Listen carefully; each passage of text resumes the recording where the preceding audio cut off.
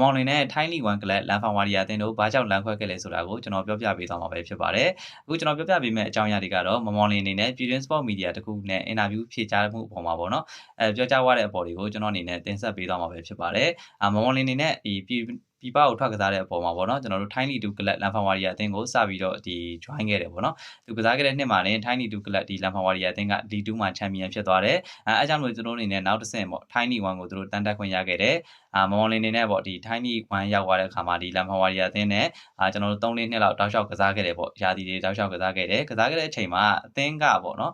ကျွန်တော်တို့ဒီထိုင်းလီ1ကိုရောက်သွားတာဖြစ်တဲ့အတွက်အသင်းကကျွန်တော်တို့ကဒီ1 to 5မပြောနဲ့ပေါ့နော်ကျွန်တော်တို့ဒီတန်းမဆင်းရဖို့ပေါ့ကျွန်တော်တန်းမဆင်းရဖို့ကိုကျွန်တော်တို့ရုံးကန်နေရတဲ့အနေအထားမှာရှိတယ်ပေါ့မောင်လင်းရဲ့ပြောကြားရရတန်းမဆင်းရဖို့အတွက်သူတို့ရဲ့ target ကတန်းမဆင်းရဖို့အတွက် target ထားတာဖြစ်တယ်အဲကြောင့်လို့အသင်းက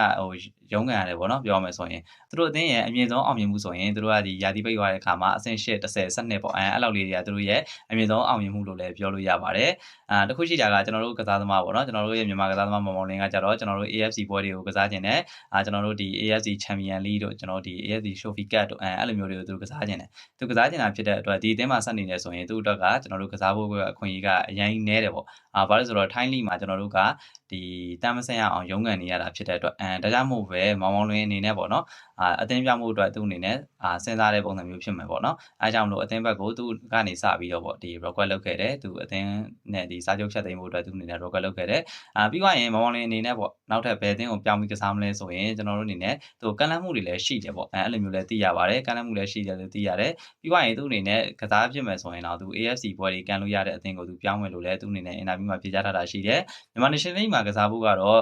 ကျွန်တော်ထင်ရဆိုရင်တော့ရာခိုင်နှုန်းကတော့အရင်နည်းပါတယ်အဲကြောင့်မလို့မောင်လင်းအနေနဲ့ဘယ်အသင်းကိုသွားပြီးတော့ကစားသွားမလဲပေါ့ထိုင်းလီရဲ့ထိပ်သီးအသင်းတွေကိုများရောက်သွားမလားဒါမှမဟုတ်တခြားမလေးရှားလီဗီယက်နမ်လီတွေကိုများရောက်သွားမလားဆိုတာကတော့စိတ်ဝင်စားဖို့အရင်ကောင်းပါတယ်အခုတင်ဆက်ပေးခဲ့တာကတော့ပြည်သက်တွေအားလုံးသိကျင်နေတဲ့မောင်လင်းနဲ့ထိုင်းလီ1ကလပ်လန်ဖောင်ဝါရီယာတို့ရဲ့ကြားပေါ့နော်ဘာကြောင့်လန်ခွဲလိုက်တယ်ဆိုတဲ့အကြောင်းအရာကိုတင်ဆက်ပေးသွားတာပဲဖြစ်ပါတယ်ကြည့်ရှုပေးခဲ့တဲ့ပြည်သက်တွေအားလုံးကိုလည်းကျေးဇူးတင်ပါတယ်နောက်ထပ်ဗီဒီယိုတွေမှာကျွန်တော်တို့ပြန်ပြီးဆုံတွေ့ကြပါမယ်ခင်ဗျာ